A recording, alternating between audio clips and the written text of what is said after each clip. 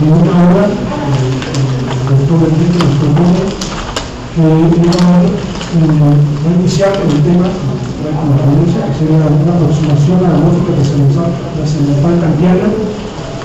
Y después de eso, el maestro Juan Manuel va a hacer una réplica, será algunos va a ser algo rápido, y la intención de esto es que después tener un diálogo con ustedes, más que preguntas de sus opiniones, que exista esta discusión y diálogo. Entonces, cuando iniciamos con la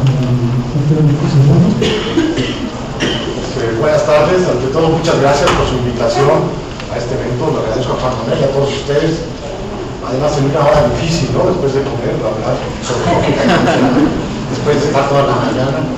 Bueno, explico un poco lo que nos había dicho el compañero. Yo les decía que me parecía absurdo que invitaran a profesores a hacer conferencias magistrales, porque lo hermoso de esto que estamos viendo es que los alumnos tomen la palabra, no que vengan los profesores que hacemos todos los días tomar la palabra y callarlos a ustedes. Entonces, lo que me parece de evolución magnífico es que los estudiantes, por su cuenta, hagan un coloquio de filosofía y ellos saben. De hecho, mi pelea que tengo es que la clase va para ustedes. Me parece que el proceso de enseñanza y aprendizaje. Pero bueno, para responder a la amabilidad que tengo, ya me he puesto en una conferencia magistral, estoy aquí, pero mi objetivo está muy lejos de hacer una conferencia magistral, sino que lo que quiero es yo tratar de un tema que me parece ser polémico y que sean ustedes los que tomen la palabra. En la medida, incluso creo que para futuras formas de organización de estos congresos, los maestros no deberíamos dar conferencias magistrales, lo que tenemos que hacer es oírlos, discutir con ustedes, apoyarlos, pero son ustedes los que deben tener la palabra. ¿No? Que de eso quiero un premio, no que siga yo tomando la palabra. Bueno, entonces, también además una cosa rara, me quiero un tema un poco complejo para estas horas, y después de un congreso, podemos hablar de lógica kantiana, bueno, tratar de hacer un poco lo más ameno posible, ¿no? Que podamos hablar. En primer lugar, lo que quiero decir es que también es extraño que hablemos de lógica kantiana, porque en realidad Kant no es una gran contribución a la lógica, no es un hombre que tal vez no es un hombre que está interesado en la lógica. Él durante mucho tiempo, por razones de chamba, para ganarse los frijolitos, tuvo que dar clases de lógica, pero lo que hacía en sus clases es tomar los manuales de la escuela borgiana, que eran muy buenos para aquel entonces, y básicamente dictaminarlos. El gran problema de Kant no es un problema de la lógica en sí misma, sino lo que él quiere hacer es filosofía de la lógica, o una especie de metalógica, lo que él llama lógica trascendental, ¿no? Esto me parece que lo deja muy claramente en la crítica de la razón pura. Entonces, gran parte de la polémica que se ha formado en torno a las reflexiones kantianas sobre la lógica se debe a esta falta de diferenciación entre estos niveles. Se piensa que Kant en términos de lógicos, bueno, si pensamos a Kant en términos lógicos, es malísimo. Entonces, lo que hay que hacer es, Kant no está haciendo lógica. ¿Qué sería la lógica en un sentido amplio? Son aquellas reglas de inferencia, tanto de inferencia deductiva como deductiva. Y eso no es lo que va a hacer Kant. La pregunta que se hace Kant es, ¿qué hay detrás de esas lógicas de inferencia? ¿Qué es lo que da universalidad y objetividad a esas reglas de inferencia? Ese es el problema trascendental. Por eso ahorita estaba hablando antes de entrar por Silvio, es una lógica extraña, porque es una lógica en la cual se interesan los contenidos. La lógica normal, o sea, lo que hace es abstraer todo el tiempo contenido para quedarse con las reglas, mientras que Kant lo que le interesa es ciertos contenidos básicos.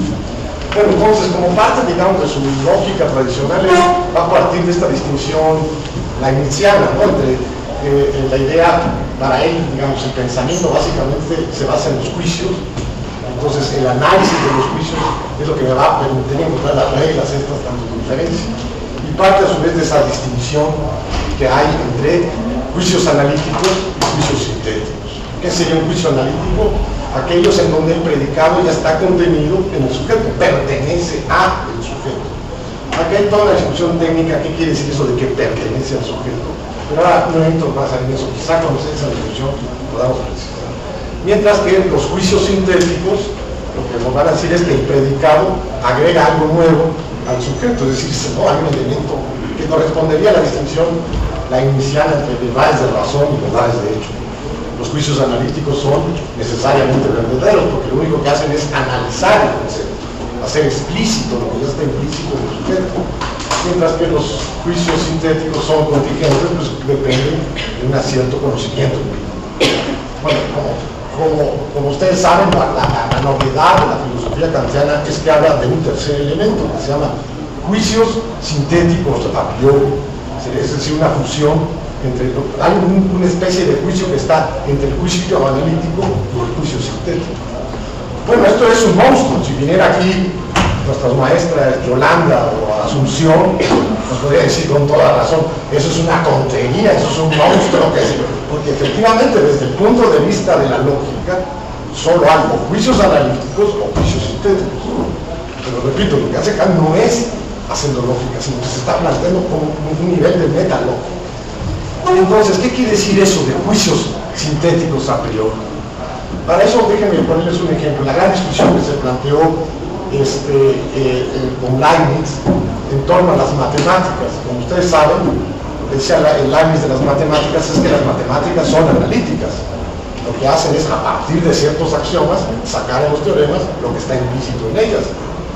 Entonces, desde este punto de vista, Leibniz tiene toda la razón. Las matemáticas o la geometría son analíticas, pero repito, desde el punto de vista. Sin embargo, ¿qué dice Kant? No, las matemáticas y la geometría son sintéticas a priori. ¿Qué demonios que quiere decir eso? Aquí necesito meter contenido. Entonces, veamos, acudamos a los axiomas de las matemáticas, y aquí me voy un poco más adelante, ¿no? A los axiomas de Peano y de Dedekind, que me dicen, el primer axioma me dice 0 es un número, y el segundo axioma, ¿qué me dice? El sucesor de un número es un número. Ok, dice Kant, ¿de dónde salió esta idea de sucesión?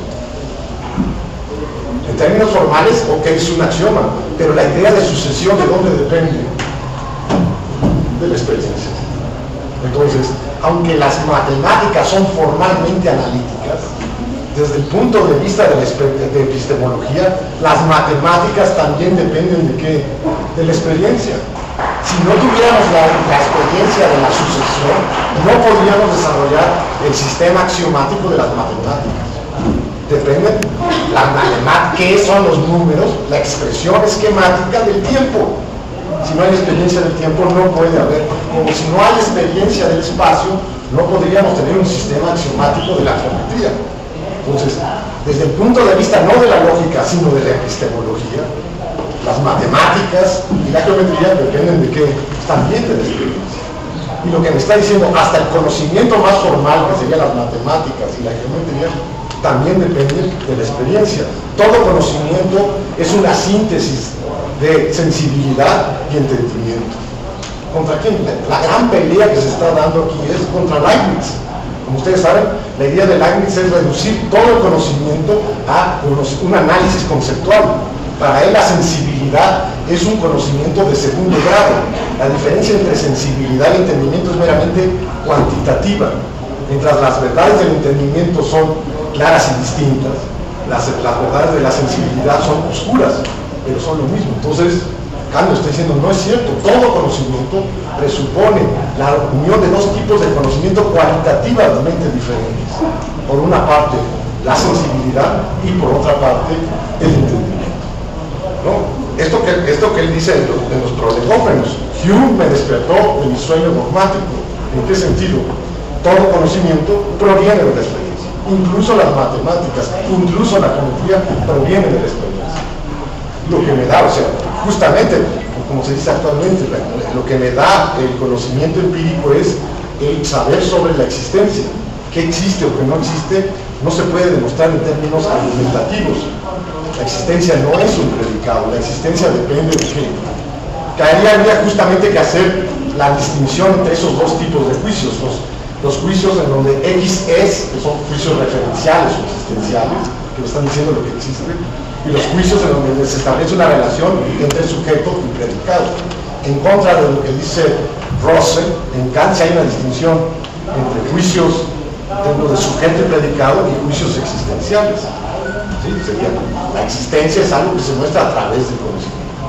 Frente a los racionalistas, frente a la escuela en donde él se formó, lo que nos va a decir es todo conocimiento proviene de la experiencia. Ahora, ¿qué otra cosa dice la noción de juicio sintético a priori? En contra de los empiristas, lo que les va a decir si bien todo conocimiento proviene de la experiencia, no todo conocimiento se justifica en la experiencia. ¿Cuál es el error de los empiristas? Es tratar de reducir toda la formación de juicios a un hecho de asociación, un problema psicológico. Y esto no es cierto. Veamos, la otra discusión que puede ser la síntesis de esto, ¿no? La discusión en torno a la noción de causalidad. ¿Qué es lo que nos dice Hume? Dice la causalidad, lo que yo veo en la experiencia que es sucesión y continuidad, pero yo nunca veo una conexión necesaria. Entonces Kant dirá, sí, perfecto, en términos genéticos el concepto de causalidad proviene de la experiencia, y tiene razón Hume. El mecanismo psicológico de sucesión y continuidad me puede explicar la génesis de ese concepto, pero lo que no me puede explicar la génesis de ese concepto es que la noción de causalidad va más allá. Lo que me está hablando de una causa, estoy hablando de una conexión necesaria. Entonces, lo que plantea Kant, esa conexión necesaria no la ve, tiene razón Hume, no se ve en la experiencia. ¿Quién introduce ese principio de conexión necesaria? Es el sujeto. Sin el concepto de causalidad en un sentido fuerte, la causalidad sería una condición trascendental del desarrollo de los conocimientos. ¿Sí se ve? Entonces, es cierto. Eso es otra gran confusión que se hay cuando se lee a Kant, ¿no? Cuando se tienen juicios, conceptos a priori, se confunde muchas veces el concepto a priori con concepto innato. En Kant no puede haber innatismo porque él niega la idea de la conciencia como una sustancia. Entonces, si no acepta ese es el ataque un poco a Descartes. De la evidencia pienso, luego existo, no puedo concluir que soy una sustancia pensante. Lo único que puedo decir de la conciencia es que es una actividad de pensar. Entonces, si rechazo la concepción sustancialista de conciencia, no puedo pensar en ideas innatas. Todas las ideas provienen, tienen razón los empiristas, de la experiencia, pero no todo se justifica de ser ella. Es decir, quizá podríamos hacer una génesis del concepto de causalidad. Ahí nos podría servir mucho el estudio de la etología, ¿no? Ver cómo en los animales ya incluso se le puede dar ciertos rudimentos de un pensamiento causal, y a partir de eso desarrollar una historia conjetural, una historia natural de cómo se ha desarrollado la noción de causalidad. Eso está muy bien, pero a mí no me interesa la génesis del concepto. ¿Qué es lo que me interesa? La justificación racional de ese concepto. Y esa justificación no está en la experiencia. ¿En dónde está? En la propia noción. ¿En qué justifico la noción de causalidad como conexión necesaria? En la razón.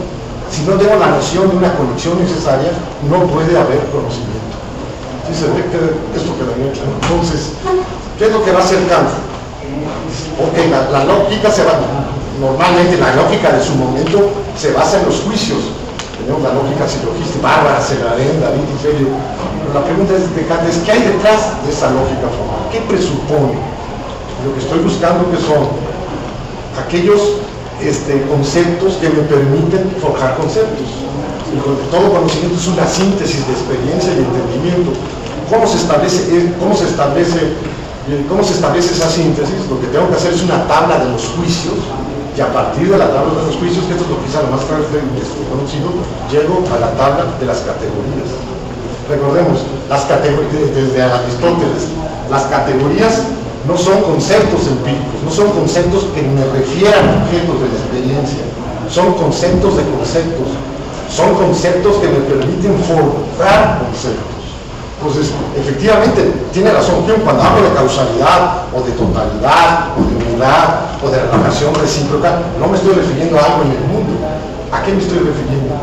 A las maneras en que el entendimiento genera la síntesis entre sensibilidad y entendimiento.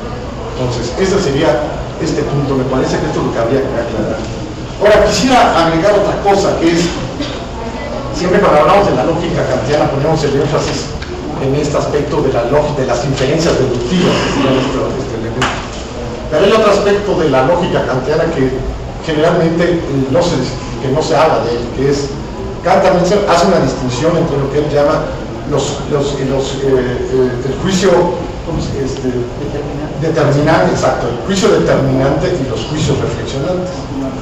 Como saben ustedes, todo juicio presupone una relación entre algo que es particular con algo que es universal, o más particular o más universal. Entonces, los juicios determinantes, ¿qué serían?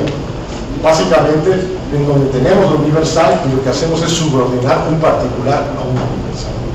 El ejemplo de estos tipos de juicios son las explicaciones científicas.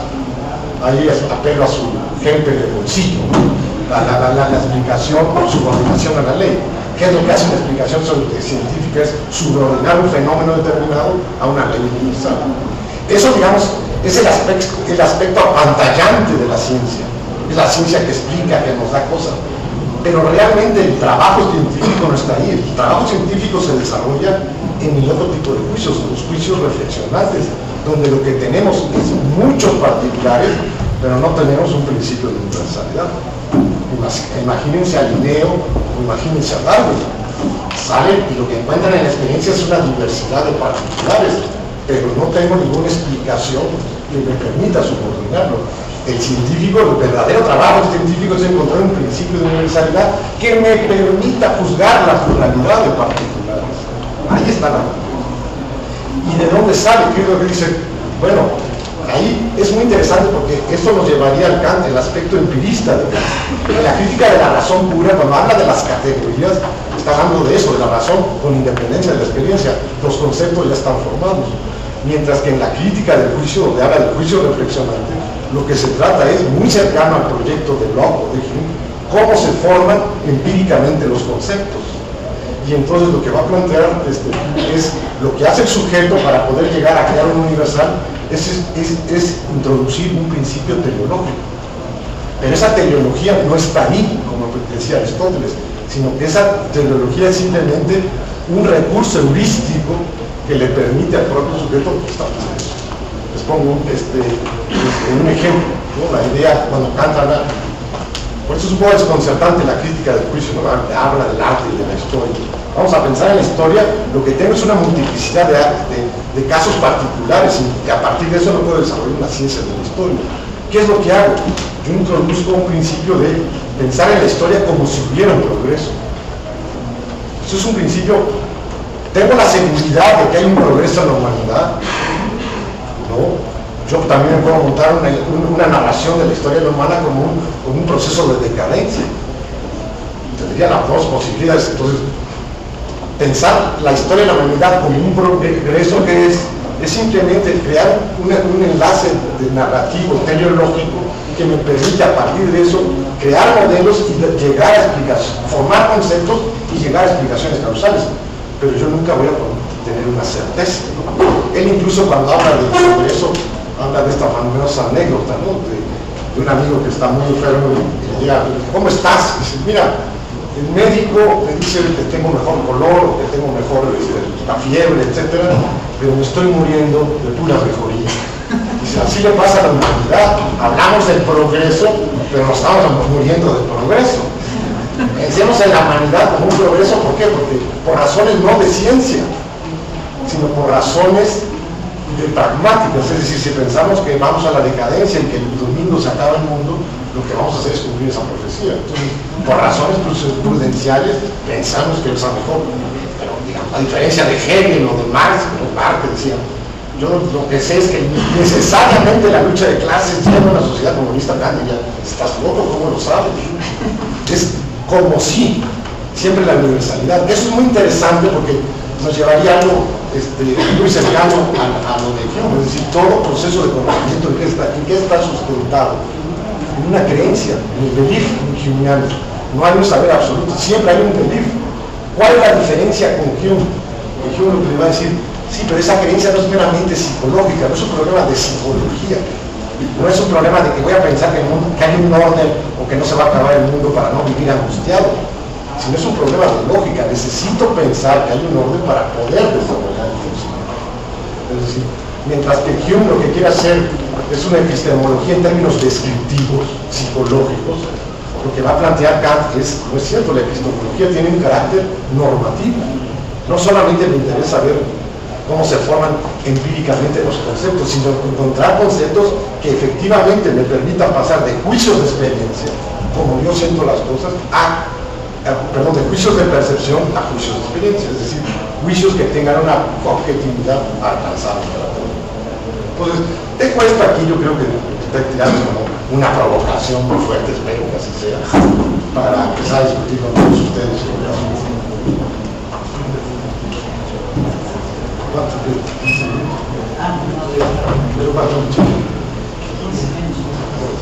Buenas tardes, gracias a todos por estar aquí. Me parece que una de las finalidades de una institución como esta es que el alumno participe, que discutan, que se muestren sus inquietudes. Entonces, gracias Enrique por ayudarnos a concluir este evento de esa manera, porque es de ustedes y ustedes lo han hecho. Me parece que la razón de ser de una universidad y es formar alumnos y trabajar con alumnos más que escribir artículos y publicar puntos para ciertas escalas referenciales, un grado fariseo.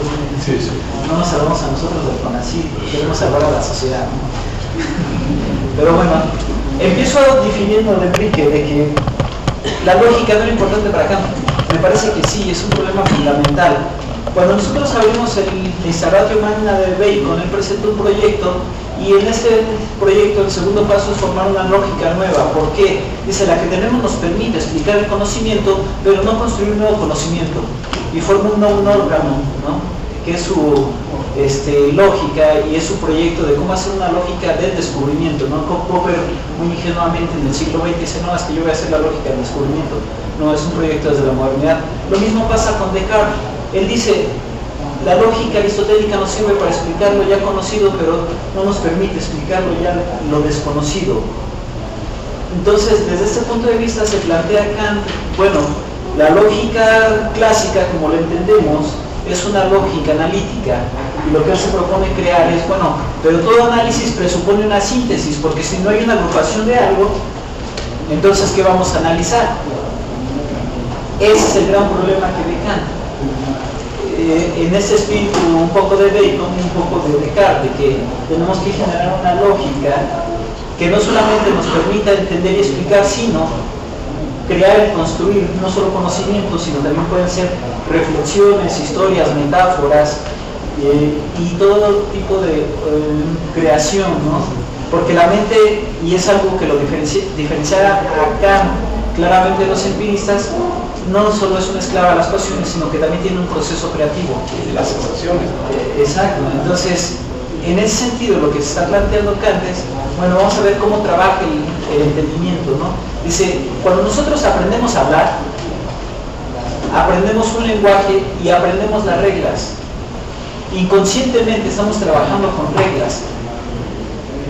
Si nosotros postulamos, imagínense que habláramos un lenguaje universal, que no hablamos, pero incluso todos los lenguajes comparten una estructura gramatical similar, ¿no? Esto es algo que va a ver muy bien Chomsky, ¿no? Y también recurre a Kant.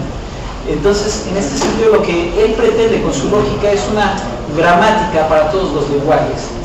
Es una conjetura muy arriesgada, quizá puedes cuestionarla, pero en las lecciones sobre lógica es lo que él se empieza a plantear. Entonces, si nosotros traemos un maestro de lógica y le decimos, enséñanos cuáles son las reglas que tenemos, nos pone la tabla de la I, la tabla de la O, la tabla del condicional, que es con lo que está trabajando Kant cuando empieza a dar clases. Entonces, bueno, si nosotros observamos ahí, lo que tenemos son síntesis que pueden ser analizadas, y es a lo que nos hemos dedicado únicamente el análisis. El problema es cómo construimos esa síntesis. ¿Qué hay detrás de la tabla de la I, de la tabla de la O, de la tabla del condicional? Entonces, precisamente se empieza a plantear el problema de qué es lo que da validez a estas reglas de inferencia, o por qué. Entonces, cuando él está hablando de la lógica, dice, estamos pensando en cuáles son las reglas que sigue el entendimiento al pensar, es decir, cuáles son las reglas del pensamiento, no de las cosas, sino de los propios mismos. Sí, entonces, cuando ahí está hablando, y qué bueno que lo mencionas, en ese momento, cuando Kant empieza a dar lecciones de lógica, lo primero que se vienen a cuáles eran las formas erróneas del pensar, los argumentos ad hominem, los argumentos ad autoridad, etc., ¿no? Entonces, ¿para qué? Para empezar a formar el entendimiento de los formados. O sea, si vamos a argumentar en serio y no vamos a empezar a descalificar. El problema precisamente es cómo formamos esa síntesis, que es algo que se va a plantear Frege, ¿no? Por no leer ni a Kant ni a Locke.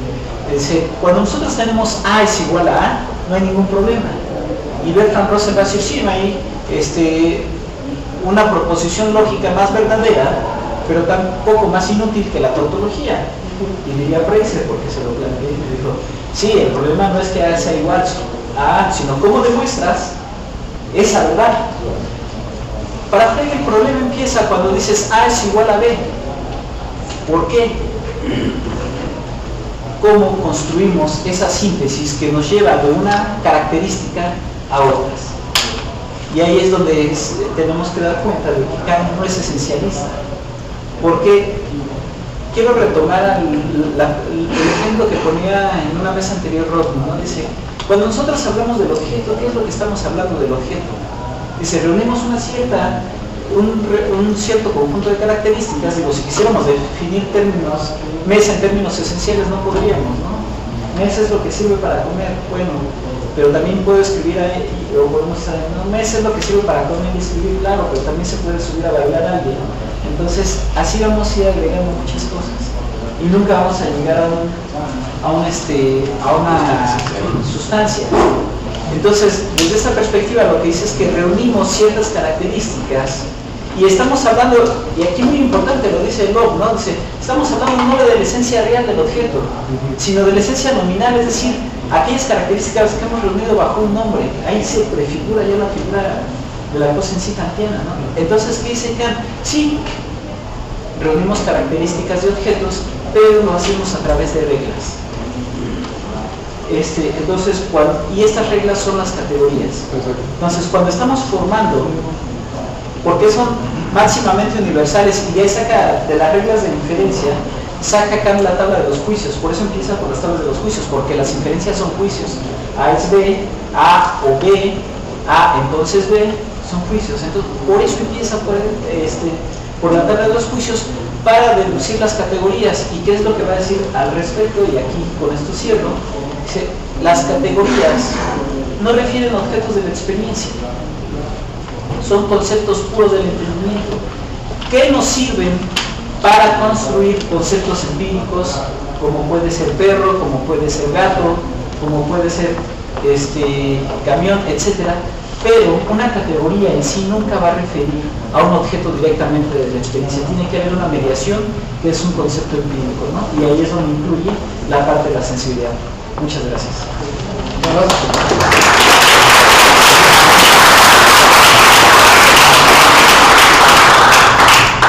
Esto me gustaría agregar, ¿no? Efectivamente, hace poco en la universidad escuché de un profesor, el nombre no quiero acordar.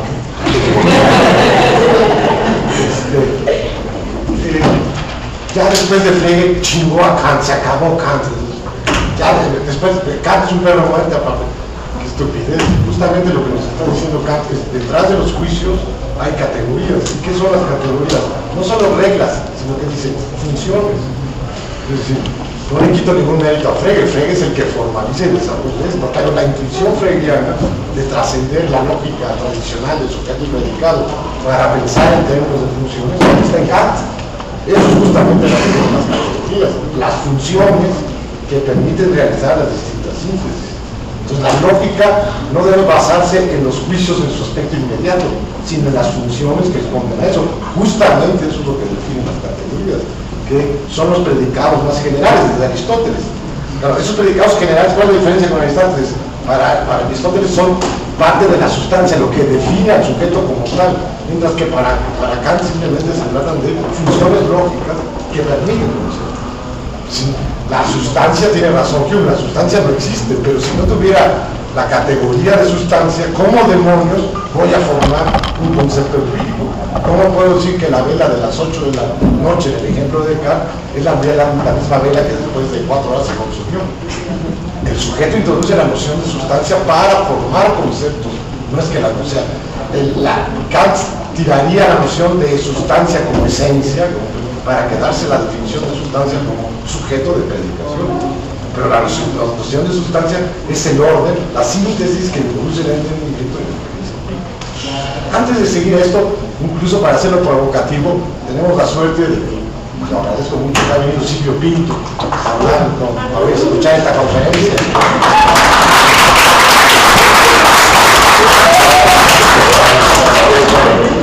A mí me encantaría oír la opinión de Silvio Pinto sobre el asunto, sobre eso, para que tengamos un contrapunto. Y además, porque no tienes que hacer, estamos en el nivel un poco informal como lo ves, no te he pedido nada formal, sino que nos platiques un poco sobre el asunto. Y creo que eso, a pesar de que yo estoy diciendo que quiero que hablen los estudiantes, pero que hable un profesor que necesita de para desarrollar esto. No sé si me escuchan. Sí, perfecto. Los que están allá también. Escúchalo, Silvio. No. Hables más alto, dice. Hablo más alto entonces. Sí, ya se escucha ahora. Me pareció bastante provocativa tu plática, Enrique, y me gustó también la manera como Juan Manuel te respondió. Tengo algunos comentarios, no sé si es un comentario general a la plática, un comentario sobre esa idea de que Kant, en eso estoy un poco de acuerdo con lo que dice Juan, esa idea de que Kant no le interesa la lógica en ningún sentido. Lo que platicamos ahí afuera sobre esa idea de que, según una cierta tradición, la tradición semántica, Kant es el iniciador de esa tradición. Entonces él estaría diciendo, mira, lo que me interesa aquí es la lógica del contenido de los juicios empíricos. Exacto. Y eso es la analítica trascendental, ¿no? Bueno, obviamente que esa es una interpretación del pensamiento kantiano, y hay muchas otras interpretaciones, ¿no? O sea, Kant está haciendo semántica, no está haciendo epistemología, ni está haciendo ontología como Heidegger, ¿no? Pero yo supongo que tú no estás de acuerdo con eso, ¿no? No, quizás sea una cuestión terminológica. Cuando lo decía un poco en tono provocativo, lo que quería decir con eso es, no me interesa la lógica en el sentido tradicional del término. Seguir tomando Bárbara, Senarén, David Ferio, ¿no? Analizando silogismos. Lo que él hace sí le interesa la lógica, pero distanciado de lo que es la práctica lógica de ese momento. Es decir, lo que expresó muy bien Juan Manuel, es decir, ¿qué es lo que hay? Cuando en la lógica actual hablamos de modus order, o modus horrens, que a mí me extrañaba mucho cómo se llama lógica matemática en la UNAM, debo decir. Yo era más o menos bueno en eso, pero me desesperé porque el maestro Hugo Margari y Robles, recientemente desapareció, dice, bueno, está padrísimo, ya sé el jueguito este, y ahora ¿qué hay detrás de ti? No, cállate, aplica modus horrens. A eso decía las clases de filosofía, reflexionar críticamente. Incluso usaba ese libro de Benson Mates, ¿no? Que tiene tiene muy bueno, ¿no? Pero tiene un capítulo ahí sobre el lenguaje natural. Yo dije, ahora sí va a haber. No, ese capítulo sáltenselo. Hay una relación entre el lenguaje. No, eso no lo leas, tú apréndete reglas. Eso es lo que estoy diciendo. No me interesa seguir haciendo reglas. Lo que decía es, ¿qué hay? Cuando decimos modus order o modus ponens, ¿qué es lo que ¿por qué es necesario que lo apliquemos? Claro. Ese es el punto. O sea, no sé cómo llamarla, a lo mejor me gustaría que pensaras esta idea de semántica, a lo mejor es la lógica del contenido de los juicios empíricos, por ejemplo, un juicio de la forma, como dice Juan Manuel, ¿no? Un juicio de la forma hipotética corresponde a ese juicio, si el juicio es empírico, al contenido causal. Pero eso es un juicio que tiene un contenido causal. Pero, por ejemplo, Yolanda y Asunción dirían, ¿eso es lógica? Esa es una semántica. Por eso, entonces, una lógica del contenido. Claro, lo que yo estoy pensando, qué lástima que no están aquí, no hablamos al revés. Yo tengo una enorme admiración por esas dos, todos los que nos conocen, saben. Tengo una enorme admiración por esas dos profesoras. Lástima. Pero si yo les digo que eso es lógica, yo siento que voy a recibir un gargajo. No sé si me entiendes. No es lógica formal. No es lógica formal, exacto. Lo que es una especie de las estructuras semánticas, ¿no? En ese sentido. Así es. Entonces, lo que estaríamos de acuerdo entonces es que nos apoyamos en nuestro concepto de lógica. Ya no solamente son reglas. Hay una ampliación del concepto de lógica. Exacto. Así como Frege amplía el concepto de lógica en una cierta dirección, Kant también lo hace en otra dirección. Claro. Bueno, como mencionaste a Hume, entonces yo me sentía aludido.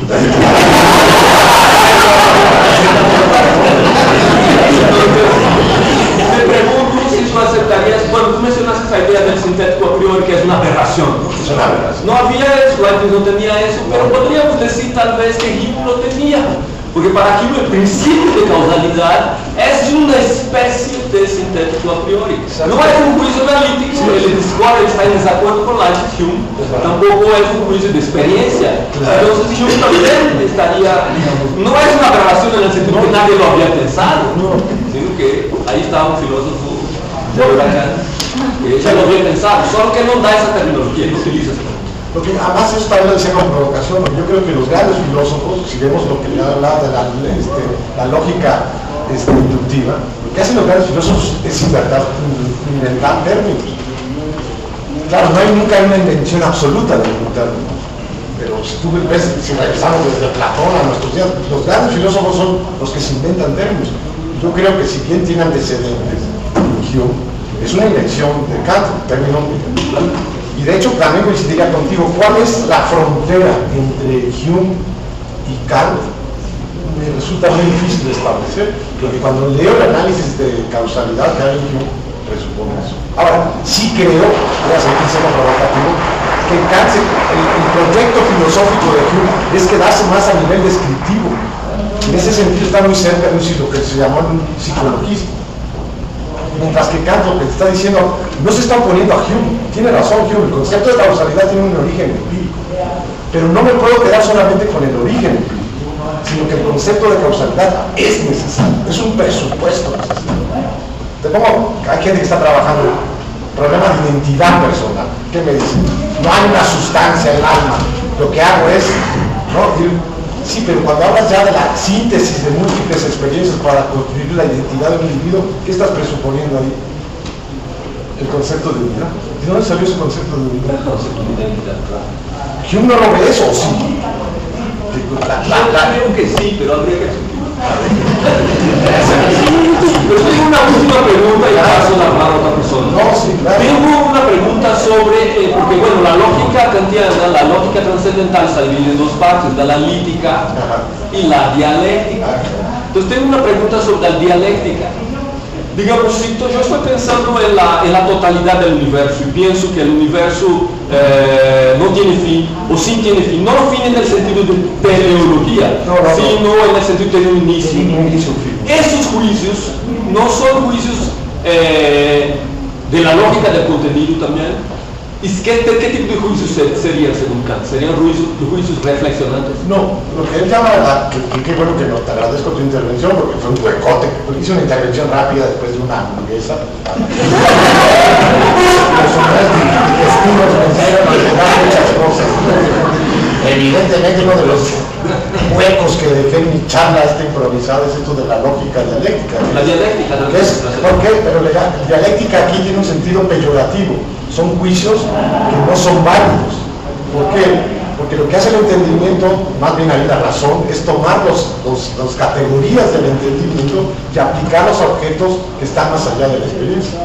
Entonces todo juicio que trate de ir más allá del espacio y del tiempo de la experiencia va a caer en juicios que no son válidos, paralogismos, antinomias, lo que está diciendo, ¿no?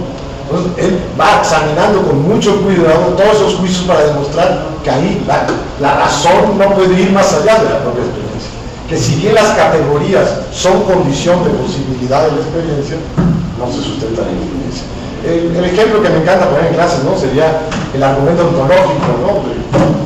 Dios es la perfección incluye la existencia, por lo tanto Dios es.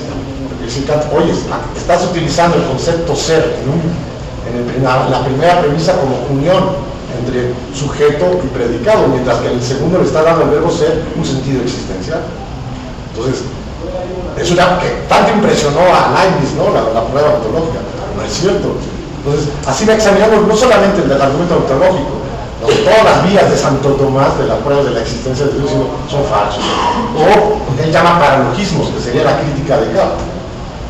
Soy una sustancia, pienso luego existo, por lo tanto soy una sustancia pensante. ¿Y usted dónde sacó el concepto de sustancia? Usted dice que no presupone nada y me está metiendo el mayor presupuesto que hay, es la idea de una sustancia pensante. ¿No me entiendes? Claro. La lógica dialéctica, porque en Kant tiene varios sentidos el concepto de dialéctica en ese contexto, quiere decir los juicios que rompen con los principios de validez. Entonces, ¿qué quiere demostrar? Que toda la metafísica tradicional es un error lógico. Se trata de tomar categorías que son condición de posibilidad de experiencia, pero para dar más allá de la experiencia. De ahí no. Pero él se refiere en algún momento a los conceptos totalizantes esos, el concepto de Dios, el concepto de la totalidad del universo, el concepto de substancia, ¿no? Y parece que tiene un sentido regulativo. Sí, sí. El progreso de la ciencia depende de que hay conceptos de ese tipo, a pesar de que no tienen una validez. Exacto. Lo que él dice es que esas ideas son simplemente la síntesis que hace la razón, pero no tienen base empírica. Ni Dios, por definición, puede estar en la experiencia, Claro. ni el mundo, ni el yo. Esas serían las grandes ideas de la metafísica. Claro. La única idea que tiene una base empírica es la libertad. ¿Por qué? Porque la libertad, si bien es una idea de la razón, también no tenemos una experiencia, relacionándonos prácticamente con el mundo podemos tener una experiencia de vida. ¿Qué va a decir Kant? La libertad nunca la vamos a poder demostrar teóricamente, porque la razón teórica lo que me da es causas. Siempre lo que me pregunta la razón teórica es por qué, mientras que la libertad tiene que ver justamente con el hombre. Pero entonces, la libertad, la única idea que puedo experimentar, ¿cuándo? Cuando salgo a la acción. La novela de Fausto. ¿Quieres vivir ese momento que quieras repetir eternamente? Sale de tu cubículo filosófico y vete a la vida.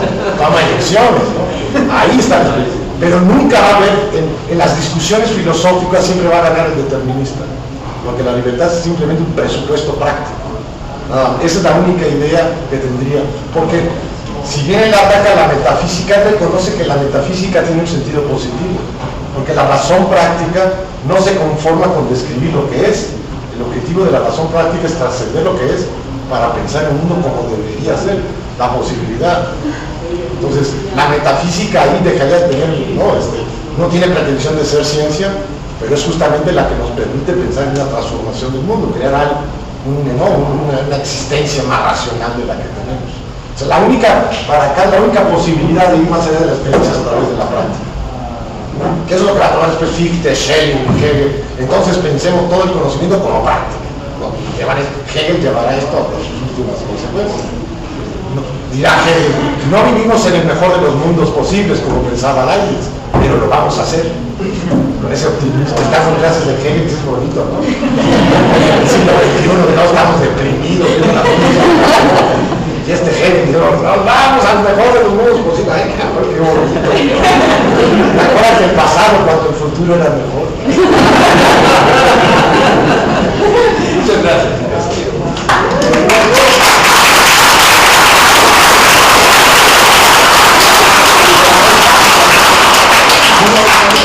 Continuamos con esto.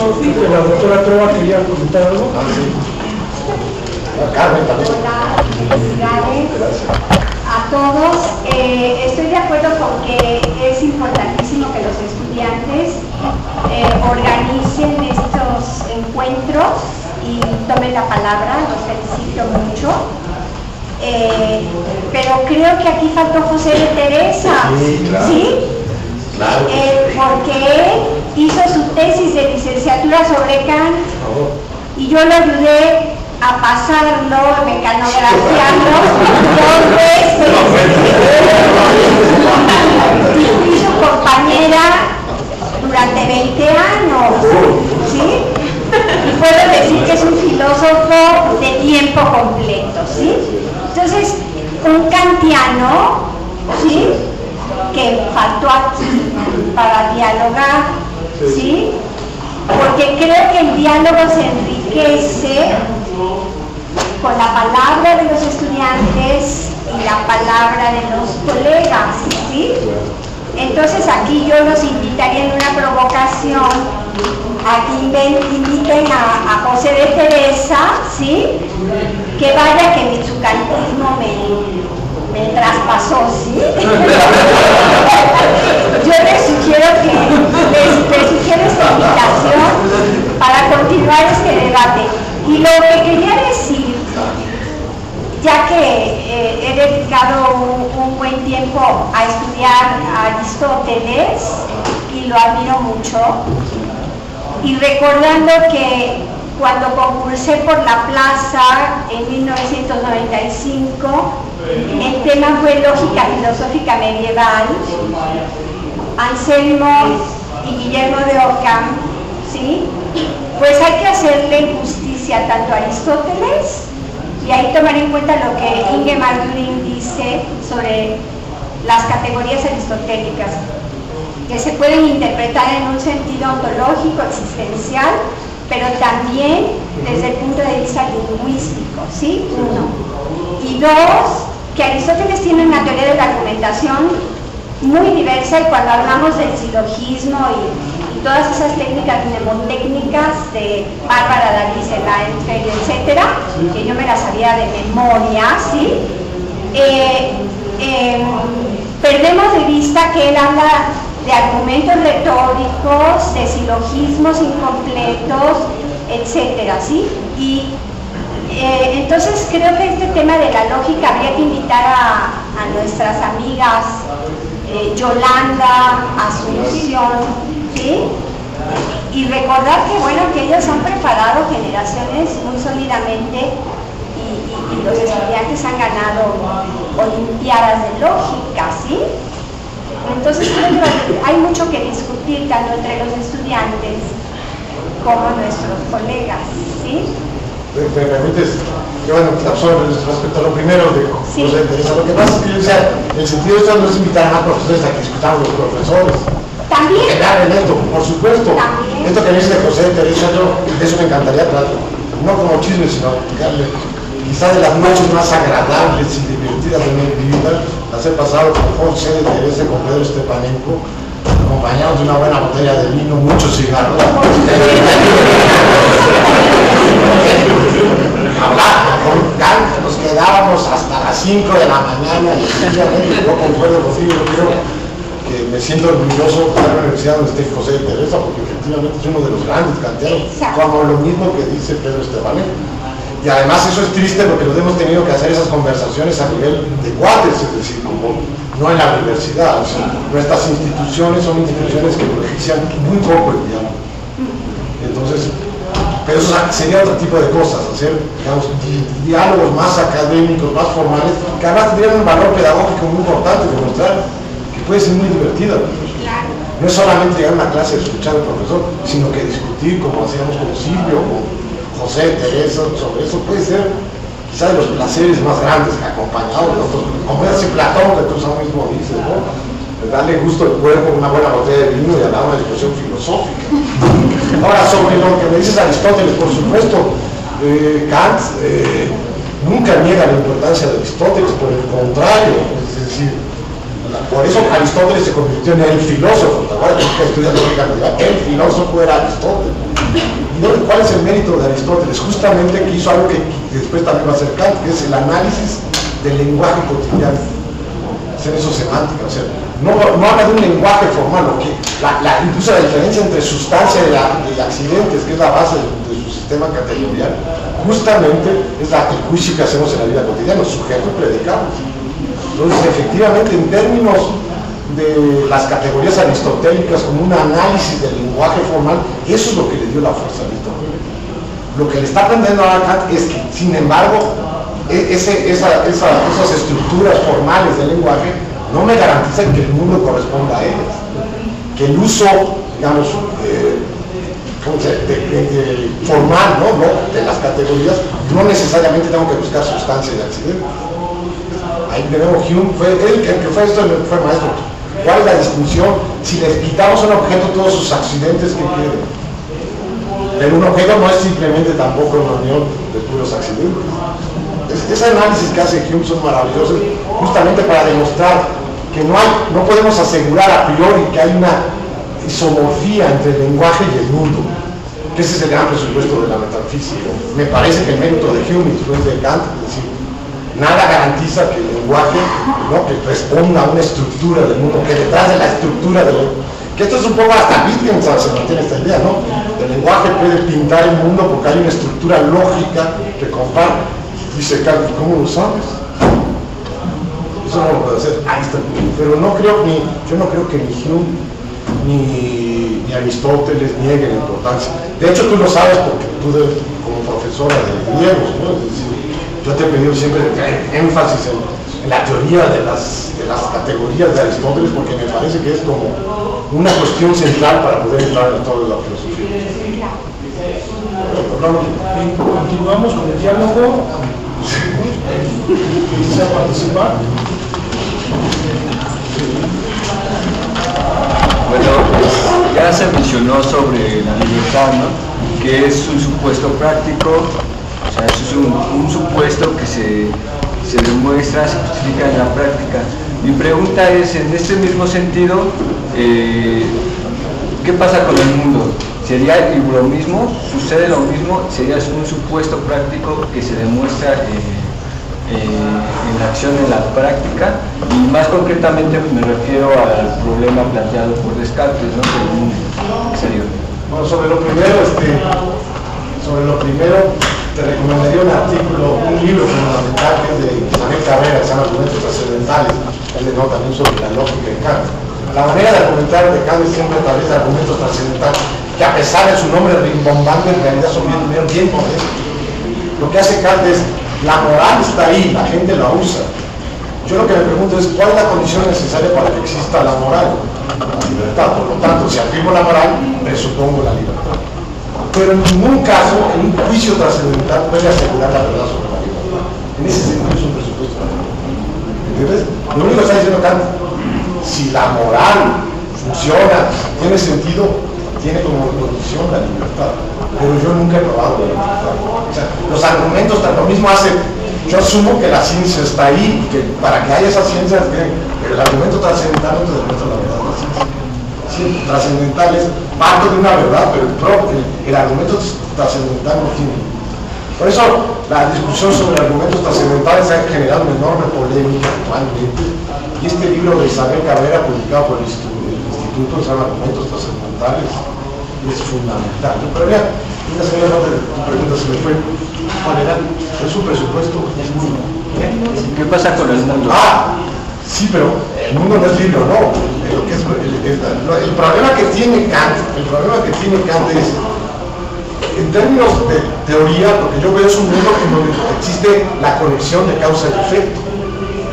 ¿Cómo puede en un mundo como ese existir la libertad? Porque si bien el uso teórico y el uso práctico de la razón son distintos, no puedes decir que no pueden estar en contradicción, porque tanto el uso teórico como el uso práctico lo presuponen. Entonces ya me parece que Kant hace un giro maravilloso, porque dice, ser libre no es estar ausente de determinaciones. Somos libres porque las determinaciones que confluyen en nuestra voluntad son contradictorias. Es decir, todo ser humano está determinado. Todo ser humano está determinado primero por su biología, por su ADN, etc. Y está determinado por su sociedad. Lo que nos hace libres es que esas determinaciones, esas exigencias biológicas y las exigencias culturales no coinciden. Y entonces lo que hacemos es elegirlo. Pero ser libre no es estar libre de determinaciones. Pensar en la libertad como ausencia de determinaciones sería un absurdo. Sería la contradicción del principio de razón suficiente. Algo que no tiene causa es un absurdo. ¿Cómo puedo hacer? ¿En dónde me debo situar para no estar determinado? Siempre voy a estar determinado. Entonces, este es el punto. Lo que hay que demostrar no he demostrado que existe la libertad, pero he demostrado que puedo dar una descripción de la libertad que es compatible con la visión causal de la ciencia. Es que entendí, por el recurso de haber escuchado tu conferencia, entendí en un sentido diferente, ¿no? Un poquito en el, más o menos por el deporte berkeliano, ¿no? De Berkeley. O sea, ¿qué garantía tenemos del mundo, no? Sí. Precisamente, o sea, el problema para Berkeley es ¿qué sé más allá de mis representaciones? ¿O qué garantía tengo de que el mundo existe más allá de mis representaciones? Entonces, ¿esto cómo se resuelve en Kant, no? Lo que nosotros tenemos en Berkeley dice, bueno, estás muy cierto de lo que sientes, pero más allá de esas sensaciones, más allá de esas representaciones que tú te haces, es lo que te permite pensar que efectivamente hay o no hay un mundo, además de eso. ¿Por ahí va tu pregunta? Sí. En este segundo... entonces ahí es como muy, Sí, esa es la pregunta. Dale, si quieres. No, que es lo mismo que la libertad. Kant habla de eso como el gran escándalo de la filosofía, porque no hay ningún argumento que me pruebe la existencia del mundo exterior. Nos supimos la gran discusión de eso. esa certeza que tenemos sobre la prueba del mundo exterior, de la existencia del mundo exterior, no es algo para que se damos a través de una inferencia teórica, sino es que esa certeza viene de que del mundo práctico. Es la relación. En ese sentido, la razón teórica es dependiente de la razón práctica. Yo les digo en clase de broma, ¿no? ¿Quieren probar la existencia del mundo exterior? Dice el Rojo Gómez. Muestra con toda claridad. El mundo exterior existe. Así es lo mismo que la libertad. No tengo una prueba teórica, pero por eso una de las tesis centrales de Kant es la prioridad de la razón, que para él uno de los errores de la epistemología tradicional es haber pensado siempre el sujeto contemplando el mundo y nunca el sujeto que se relaciona prácticamente. A mí lo que me encanta de la respuesta kantiana es que ya no dice, bueno, en Berkeley, dice Pablo, el orden es subjetivo, nada más corresponde a mis representaciones y cuando se oferta con el mundo, pero cuando hay un orden que ya no depende de mí, sino a través del cual me funcione puedo coincidir con los demás, parece que hay un orden objetivo y entonces quien pone ese orden influye la premisa del libro. Y en el caso de Kant, ¿quién pone ese orden? Para Kant, ya ves Dios, es la razón. Y entonces en ese sentido nos vamos representando el mundo y vamos cambiando nuestra forma de asir el mundo y de representarnos. Por eso el conocimiento no es algo estático, sino algo dinámico y en constante construcción. Kant, ¿no? Dice, la diferencia entre vigilia y sueño es que en la vigilia hay un orden. El problema es que ese orden es creado. Aunque no me guste.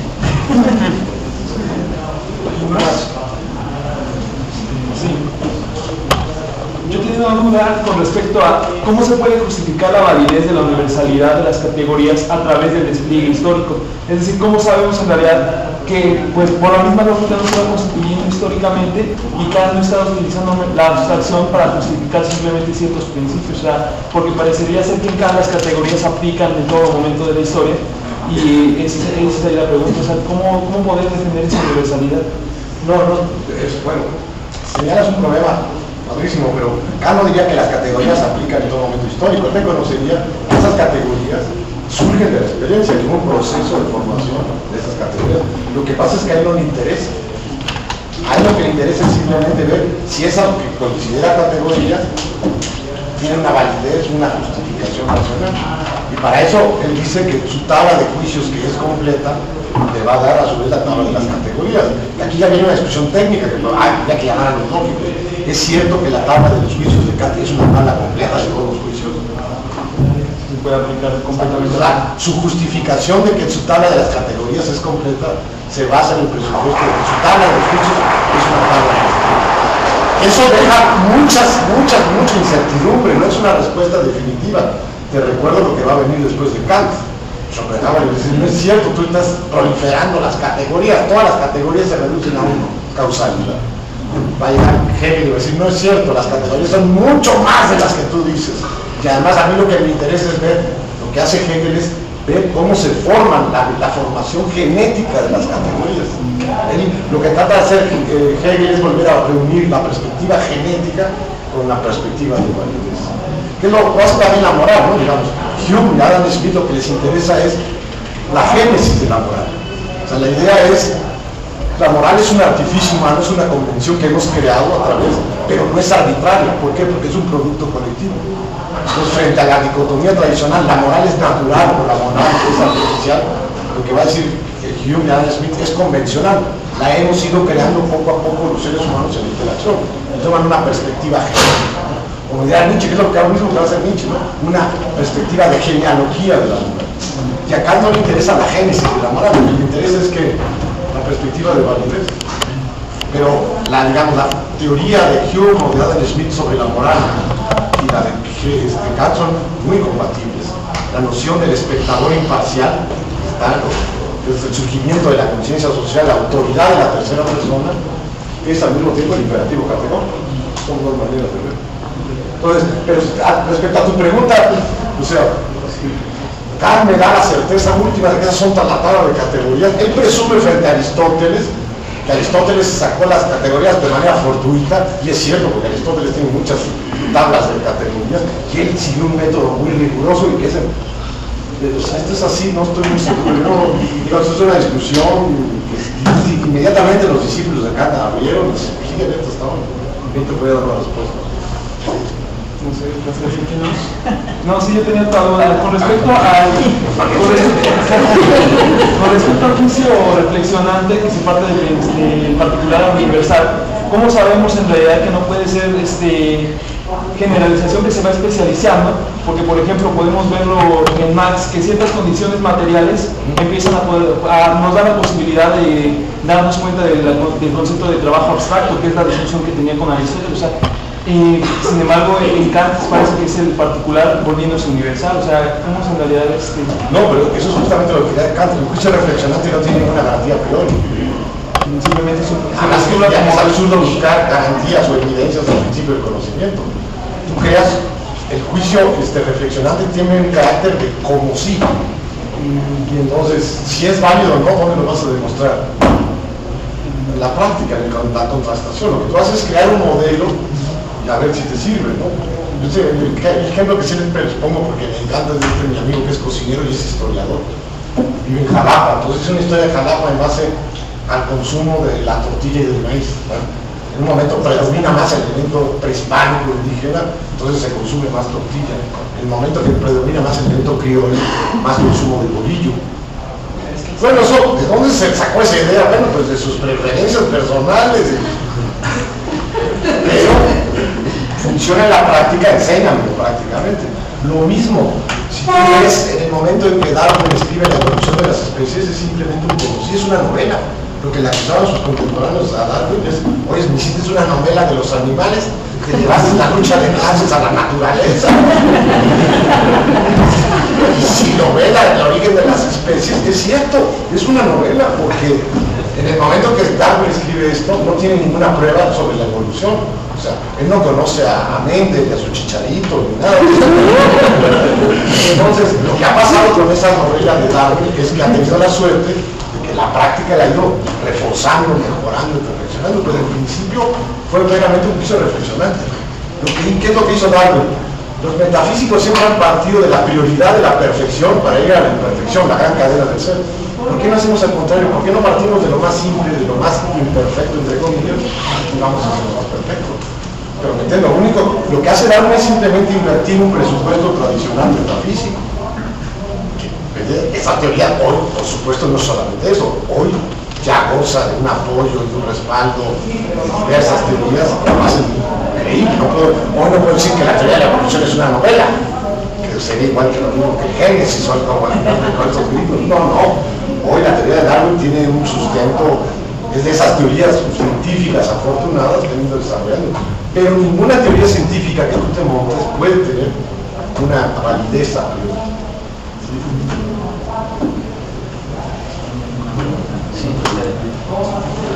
Hay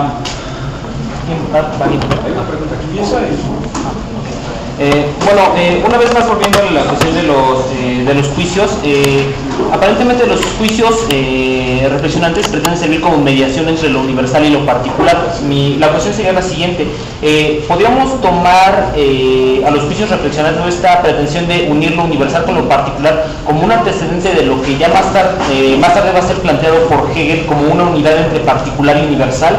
Por ejemplo, en el campo de la política, cuando se implica que hay una divergencia entre ideales humanos, pero se necesita algo universal para unirlos. Esa sería una cuestión. Y por otra parte, se mencionó también la cuestión de que Kant ya hace en Kant hay una diferencia entre lo que son juicios existenciales y juicios... Ajá, exactamente. Eso sería algo que retomó Fichte en el fundamento de toda la ciencia, al principio precisamente cuando empieza a hablar de los juicios. Sí. Sobre los segundos sí. Ajá. Eso, y después también lo retomará. Ok. En relación a lo primero que era aquí, sí, los juicios reflexionantes. Sí, ya podríamos considerar exacto. Lo que es extraño es que incluso en las discusiones contemporáneas han planteado lo universal como lo opuesto a lo particular. Es una tontería. ¿Qué es lo que hace que algo sea universal? La inclusión de la particularidad. Entonces, toda esa discusión que hay en la filosofía política, comunitaristas contra liberales, universalismo, no sean tontos, por favor. Hegel elemental. La universalidad es la inclusión de la particularidad en la unidad. para defender la particularidad. Si quiero defender, por ejemplo, la particularidad del mundo indígena, o de las mujeres, o de los gays, qué sé yo, aquí tengo que apelar a un principio universal. Dice Hegel, la universalidad es la noche en la que todos los gatos son pardos. La universalidad no es la homogenización, sino la inclusión de las diferencias en la unidad. Entonces, políticamente lo que hacen Martin Luther King, ¿no? El movimiento de los derechos civiles de los afroamericanos. ¿Cómo dices en la Constitución? Reputamos como evidente que todos los hombres han salido iguales y tú me discriminas. Tienes que demostrarme que si en el momento que tú dejas fuera mi particularidad, ¿qué me estás diciendo? Que tu universalidad no es una verdadera universalidad. Lo mismo en el caso de las feministas, ¿no? Todos los hombres tienen el derecho a votar, pero pero las mujeres no. ¿Por qué? No sé. Sí. La universalidad, la defensa del universalismo no se opone al particularismo. Los principios universalistas, desde un punto de vista universalista de los derechos, hay que reconocer la diversidad de culturas. Lo que pasa es que no hay reconocimiento estúpido de todas las culturas, porque como sucede hoy con esta cosa de los derechos indígenas, que lo único que han tenido en la práctica es para justificar caducicarlos y cosas de esto. Lo que les voy a decir a esa cultura, te reconocemos en tu especificidad, pero tienes que basarte también en un principio universalista, o sea, para garantizar que no haya dominación de tu propio especificidad. Lo que Hegel ya apuntaba en el prólogo a la fenomenología, que todo particular implica un universal. Yo soy un singular, como singular soy por una parte universal, ser humano, y por otra parte soy un particular, un ser humano distinto a la humanidad. Vale, gracias. Hay un ejemplo que pone Adam Smith, ¿no? Sí. Cuando en su teoría del lenguaje, que cuando un niño nace enfrente del Tames, aprende a decirle al río Tames, y cuando ve otro río también le dice Tames, porque ese ejemplo particular lo lleva a la universidad. Entonces ahí es cuando empieza a aprender la diferencia. No es un Tames, se llama Tigris, y también es un río, y así vamos jugando un poco aprendizaje del lenguaje y desarrollo, ¿no? No es el universal no es una idea vacío, sino que cuando nosotros mostramos la genética o cómo se genera ese universal, hay todo un desarrollo que nos lleva a conjugar ambos. Bueno, quisiera preguntar indígena, pero con respecto a todo lo que ha dicho, ¿qué pasa con la metafísica? Entonces, se racionaliza y entonces se reduce a las cuestiones éticas, se vuelve un juicio impresionante. Bueno, lo que pasa con la metafísica de decir Kant, bueno, la metafísica no es una ciencia, le puedo decir, tratar de hacer. Claro, después va a haber mucha gente que se va a escandalizar y tal. Yo hasta la fecha, pero esto es polémico, no veo ningún argumento que me haya mostrado que la metafísica es verdadera ciencia. Ahora, como ciencia no es posible, pero la metafísica también juega un papel central en la vida humana. Lo que pasa es que no es un problema de ciencia, es un problema de qué? De práctica. Diría Kant, la metafísica no quiero pensarlo, estoy describiendo el mundo. Lo que está en juego en la metafísica es lo que debe ser. Y ahí la relación no es del mundo hacia el sujeto, sino al revés, el sujeto que debe imponer sus principios y sus relaciones. O sea, por ejemplo, la noción del reino de Dios, no me ponga a pensar si existe o no allá después de la muerte. ¿Qué es lo que tengo que hacer cuando hablo del concepto del reino de Dios? Transformar este mundo en algo parecido al que sea, o lo más cercano posible a ese reino de Dios. O sea, el reino de Dios es una cuestión de transformar el mundo, no de curar las cosas que no hacen un mal. ¿Sí? Bueno, en ese sentido en el que Kant descarta a la metafísica tradicional y que la salida de la metafísica es la práctica, no sé si por otro lado también se pueda decir que la metafísica juega a veces un papel importante en la ciencia en cuanto a que a veces es necesaria para el avance del conocimiento. Si bien no es una ciencia, es una condición a veces para el avance de la ciencia. Yo estoy pensando en Darwin, en esta novela que se crea, pues es algo que él no ha experimentado, pero que después esa metafísica, digamos, es algo necesario para después todo el avance de la evolución que se dio en este conocimiento. Si bien no es una ciencia, es algo necesario para el conocimiento. No, porque pasa que eso no le llamaría acá metafísica, lo que diría es la imaginación. O sea, lo que él diría es, a diferencia de lo que nos dice la filosofía de la ciencia tradicional, la imaginación juega un papel muy importante en el desarrollo de la ciencia, pero no está siendo metafísica, al ser, digamos, Darwin al inventarme la historia esta de la evolución, de hacer esa narrativa, no se está apelando a un principio trascendente, está creando una narración que debe ser contrastada empíricamente. Lo mismo, pensar el átomo como un sistema solar, ¿no? La metáfora, ¿te acuerdas? Eso, lo que quiere decir, los artistas, diría Kant, hay una raíz común, ¿qué es lo que unifica sensibilidad y entendimiento de la imaginación? Y la imaginación no solamente es receptiva, la imaginación es capacidad de crear imágenes. Esa capacidad de crear imágenes, de crear orden, es fundamental, tanto en el arte como en la ciencia. ¿Cuál es la diferencia? Que en el arte no le exigimos después contrastación, mientras que en la ciencia, por eso es lo difícil, ¿no? Frente a las concepciones tradicionales, el método científico. A ver, vamos a ser científicos a los mexicanos, enséñenle metodología de la ciencia, ¿no? Ahí vamos a dejar su curso de metodología de la ciencia, y por supuesto no van a ser científicos. ¿Por qué? Porque ¿cómo se genera un científico? Es la capacidad de generar imaginación, y eso no es leyendo un libro de metodología, sino poniéndolo frente a problemas. Como lo mismo, los libros de estética no te hacen libros de artistas. ¿Cómo se genera un artista? Pues, practicando. ¿Cómo se genera científico? Practicando, y eso es extremadamente caro, y se requiere de una formación de profesores extremadamente difícil. No profesores como nosotros que vengan a soltar las sopas, ahí está la solución. Como hacía ese profesor de Ciudad Juárez, ¿se acuerdan? Salió el mejor, increíble, las zonas más pobres de Ciudad Juárez. Salió la escuela, la niña y la escuela mejor calificada de todo México. Y era un maestro que decía, a ver, este es el problema, busquen su solución. Y todos, resulta que ese maestro, pero hay héroes, ¿no? Este maestro perdido en una zona marginal de Ciudad Juárez se puso a leer a un pedagogo inglés, etc. Efectivamente tuvo una práctica pedagógica de la. Muchos de ustedes que esto que me están diciendo, a ver la respuesta, ¿no? No sé. No vengo aquí a tirar, maestro de metafísica, ¿no? Ahí está el problema, a ver solución. Y eso es muy costoso, no sé si para ahí entonces, pero no es metafísica, es la imaginación.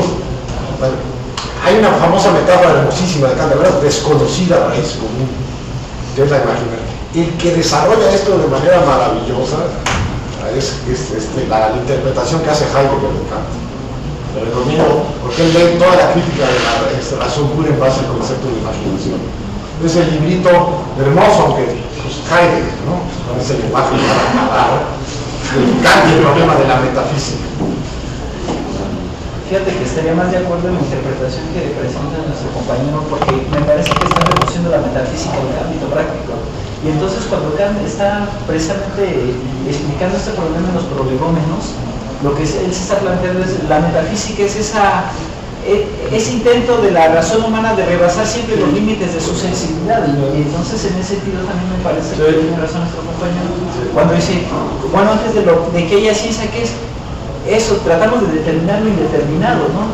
Ese tipo de interpretaciones podría ser, bueno, ya la voy ya desde Hegel, un poco, voy a Hegel, regreso a Kant, y lo que es esto, ¿no? ¿Qué es lo que hace, qué es lo que nos pasa cuando algo que nos confronta rebasa nuestra sensibilidad? Recurrimos a la razón. Y entonces buscamos una idea de la razón que se ajuste a la sensibilidad, y a partir de eso tratamos de dar cuenta de eso, ¿no? Cuando dice Heidegger, ¿para qué poetas? Que el poeta es un predecesor de la verdad. Bueno, porque te ayuda a imaginar, a crear, pero yo creo que en ese sentido yo estaría más de acuerdo con él. Sí, creo que sí también. Entonces sería metafísica, pero la metafísica en ese sentido de práctica, es decir, que la capacidad de buscar un orden más allá de lo que aparece de manera independiente. ¿Sí? O un orden más allá de no nos quita la idea que cuando pensamos a la compañía anterior, la metafísica solo tiene un sentido práctico. Lo que hace el artista, lo que hace el científico, es tratar de buscar un orden. No es que el orden está ahí, trata de inventar un orden. Es lo que hace el artista moderno. Cuando alguien se pone enfrente de un Picasso, ¿qué representa? No representa nada. Por eso el cuadro tiene un marco, porque la idea es crear un orden.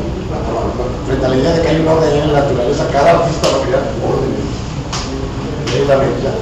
Sí, el destino de la metafísica sería la práctica, y la práctica también con la imaginación. Como como parálisis sintética también, ¿no? Ojo, que eso también lo diría Jaime. Entonces, A mí me gustaría, a lo mejor rompiendo un poco con el esquema muy kantiano que llevamos, me gustaría saber si es posible crear o inferir de alguna manera un método que nos permite encontrar la esencia de las cosas a partir de estas reglas ya previamente trazadas. Este método tendría como finalidad, al menos yo me planteo la problemática de que muchas veces tenemos enfrente conceptos, cosas, o sea, que nos es muy complicado entender, y tendría la finalidad de precisamente simplificar eso sin tardar a lo mejor semanas, años, no sé. no, te tengo mala noticia, no hay. No hay cortocircuito, no hay shortcuts hacia la verdad. O sea, o sea, suena muy bonito, la idea del método suena preciosa. Yo les doy unas reglas y ustedes salen y las aplican. No, o sea, ahí sí, el problema del conocimiento hay que ser sistemático, ordenado, eso te puede ayudar mucho, pero el conocimiento se desarrolla a prueba de error. No hay, y es duro, triste, pesado, por eso esta idea que después hablará Max Weber, ¿no? De la vocación científica, se requiere mucha vocación para estar en ese trabajo cotidiano. Esto del método me parece como la flojera natural. O sea que tenemos paciencia del concepto. ¿Quieres meterte a la ciencia? Paciencia. ¿Quieres hacer filosofía? Me encantaría. Hay otra contradicción ahí entre la naturaleza y la cultura. Cada vez, por eso ya se acabaron los grandes sistemas filosóficos, ¿no? Cada vez es más complejo. Y resulta que cuando empezamos a ver un poquito de orden en la filosofía y empezamos a entender algo, ya nos empieza a traer el Einstein.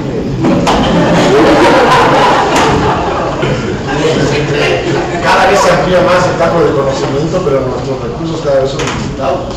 Lo que te quiero decir es que es muy triste, ¿no? Cuando yo empiezo a ver un poquito de claridad en algunos problemas, ya la cabeza ya no te funciona. Qué triste, ¿no? Por eso la labor, ¿no? Ok, no hay un método actualmente creado, pero mi cuestionamiento va más en función de si podemos crear a partir de lo que ya tenemos, si fuera posible. Sí. Me gustaría contestarte con un ejemplo, ¿no? Cuando Héctor sale a pelear con Aquiles, sabe que no tiene ninguna posibilidad de ganar y aún así sale. Entonces, lo mismo pasa en esta práctica filosófica, científica. Nuestro ideal es buscar soluciones a los problemas que tenemos, aunque a veces tenemos que también asumir esa realidad que tal vez no lo hagamos y que tal vez nunca se encuentre, ¿no? Pero para mí es una cuestión heroica esto que plantea el científico, ¿no? A pesar de todo eso, salgo y hago lo que tengo que hacer. No sé, pero la idea, sobre todo si hay que combatir esto que apareció en México, eso, pensando un poco en la historia de México, de lo que ha sido toda esta filosofía del positivismo, porfirista, toda esta escuela del método científico, que es una especie que todavía estamos sufriendo en las escuelas secundarias y preparatorias. Tenemos maestros heroicos dando clases de metodología de la ciencia. Yo no sé cómo hay gente que tiene que hacer, porque eso no existe. O sea, lo que habría que enseñar, que eso es muy complicado y hay que capacitar mejor a los profesores, es a saber ponerles problemas y que la gente resuelva. Pero eso es la paciencia del O sea, estoy loco. No, estás loco, no, o sea, no estoy diciendo eso, o sea, la aspiración a una metodología ha sido, la compartes con grandes hombres en la historia. Además, yo no tildaría de locos a los positivistas, en muchos sentidos al contrario. Pero esta ilusión, como también la idea, también hay ilusiones jarochas que han tenido un efecto maravilloso, es decir, la idea del lenguaje perfecto, pues es decir, bueno, hoy es una idiotez, pero gracias a esa idea tenemos hoy computadoras y todo el software se lo debemos a Leibniz, que hay un lenguaje perfecto. Entonces, hay veces que esas idioteces entre comillas tienen proyectos pragmáticos y lógicos maravillosos. O sea, no tengan miedo a ser estupideces.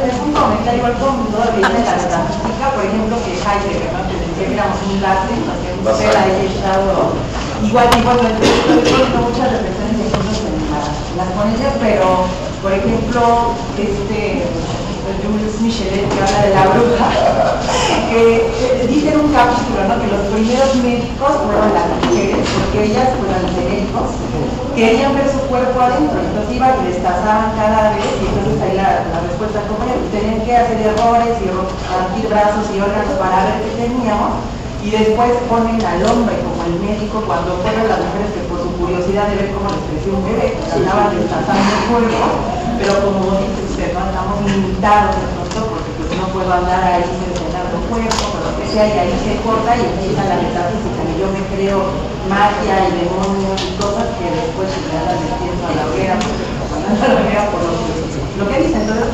reuniendo todo esto, ¿no?, de la lógica, la metafísica, y que somos un ser ahí echado, pero con limitaciones, Bueno, no sé muy bien decir todo eso, pero o sea, la idea de las brujas, siento que es un arquetipo que había que analizar críticamente, porque en realidad se ha visto, se ha comprobado históricamente que nunca hubo una secta importante que adorara al diablo. Eso, a lo mejor algún loco que sí, pero en realidad como un número socialmente importante de individuos.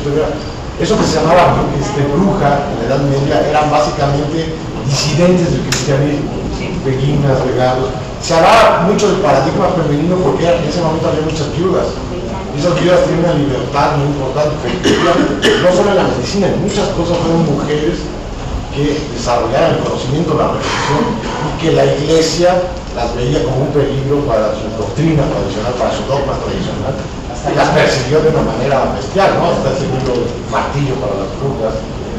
Y entonces sí, pues bueno, por una parte es cierto, o sea, ese paradigma de que además es un poco diabólico, porque todo este arquetipo de la bruja en realidad lo toman los cristianos del arquetipo que utilizaron los romanos para justificar la persecución de los cristianos. Cómo las víctimas se convierten en verdugos. Eso es muy triste en la humanidad, ¿no? También los romanos decían, ¿qué son los cristianos? Pues, tienen cola de cochino y se reúnen matando, ¿no? Y resulta que cuando la iglesia gana la batalla política a sus enemigos, les dice lo mismo que les decían los romanos, ¿no? Es como los judíos haciendo hoy campos de concentración. Entonces nos tiramos al suelo, no hay poca esperanza en la humanidad.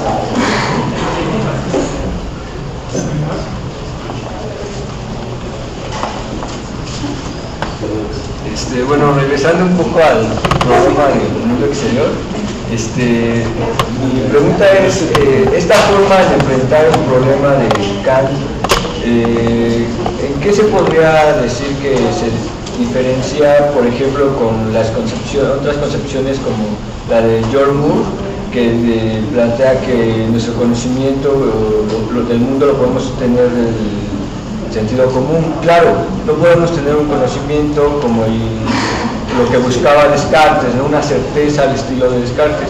Entonces mi pregunta es, ¿qué es lo que Kant encuentra en su solución? ¿Qué es lo que encuentra, verdad, certeza, o qué tipo de certeza? Bueno, lo de Moore, o sea, lo que coincidiría en Moore y Kant es en esto de la prueba de existencia exterior, también Moore esto de la patada, ¿no? Pero digamos, en cuanto a filosofía en realidad son muy distintas, porque justamente gran parte de lo que es Kant es ir contra el sentido común, contra el realismo ingenuo que trata de entender el mundo. Sí los veo, digamos, a pesar de que hay un punto de coincidencia entre ambos, por otra parte en el desarrollo central de su argumentación, yo los veo muy diferentes. Yo no veo, no me hagas caso, por lo menos yo no veo esa conexión tan clara entre el mundo y Kant.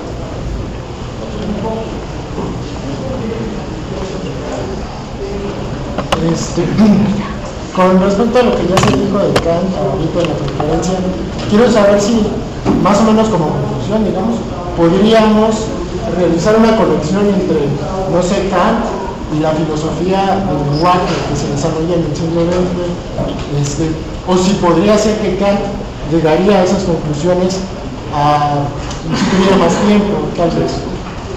Kant es un hombre que vive entre ambas, es decir, por una parte está atado a la filosofía de la conciencia tradicional, pero por otra parte lanza a la filosofía moderna hacia la filosofía teoría del lenguaje. Siempre en la clase de Kant estaba esa broma de que el lenguaje en Kant es como el sexo en las películas mexicanas. Es omnipresente, pero nunca aparece de manera explícita. Entonces, si tú lees a la Kant desde nuestros días, todo el gran tema de Kant es el lenguaje, pero nunca se hace patente. Podríamos ver un Eso es, yo veo que también Kant no se trata de defenderlo, Kant está amarrado todavía en gran parte a la filosofía moderna de la conciencia. Él sí lo que hace es justamente el abrir el camino hacia pensar, y si lo ves, históricamente es así. Por una parte lanza el camino hacia la hermenéutica, estoy pensando Hegel, Heidegger, Gadamer, todo esto, o la línea de la tradición hermenéutica. Pero él todavía, digamos, es un hombre, ¿no?, entre el mundo antiguo y el mundo moderno. Podríamos ver entonces a un precursor de esta tradición, sí, de Kant, por ejemplo, por ejemplo, para mí la clase de Kant es central, porque yo diría que la lectura de Kant, la mínima poquito comprensión de Kant, es como las columnas de Hércules de la filosofía moderna. ¿Qué quiero decir? Hay que pasar por ellas para poder discutir, incluso entre los diferentes campos.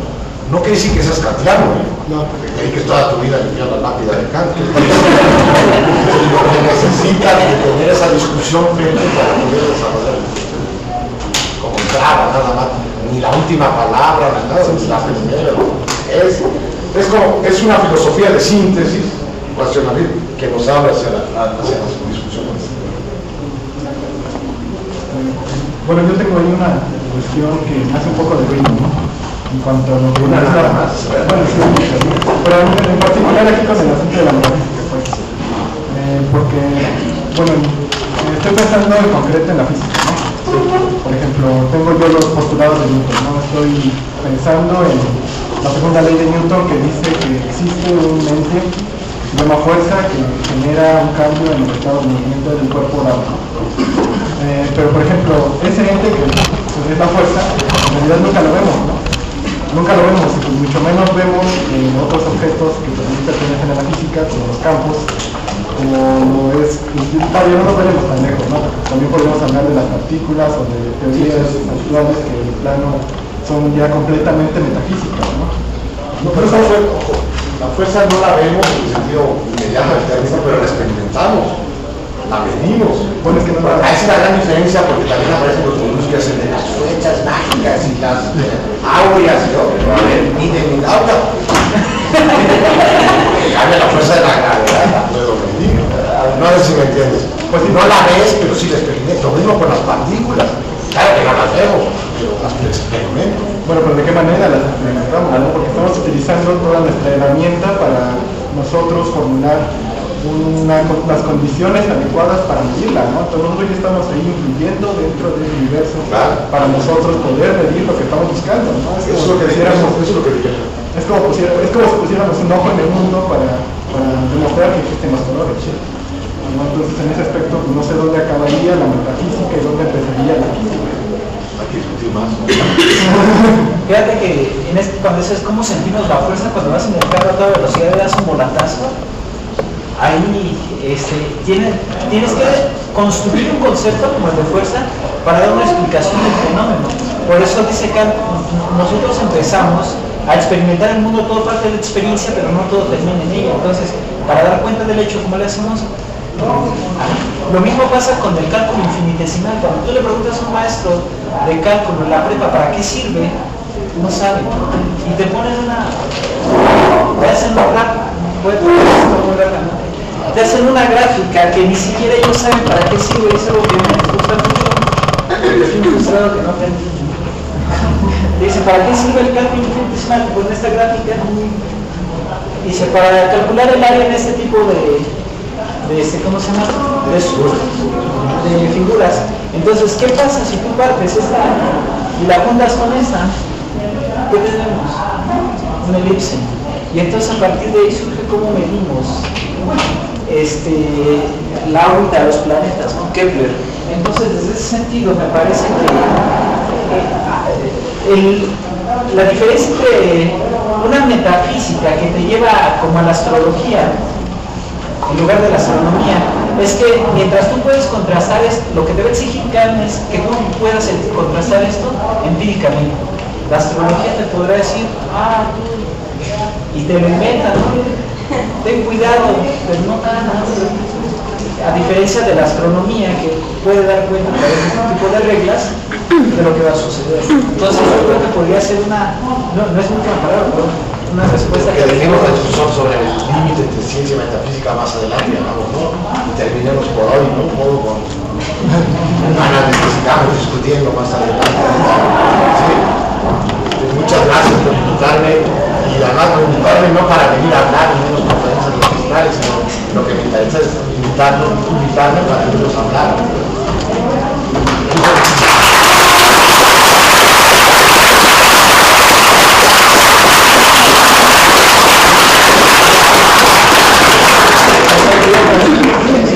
Gracias por haber estado aquí con nosotros. También agradecemos a doctor Silvio, a la doctora Carmen, que ya se fue. Gracias por asistir.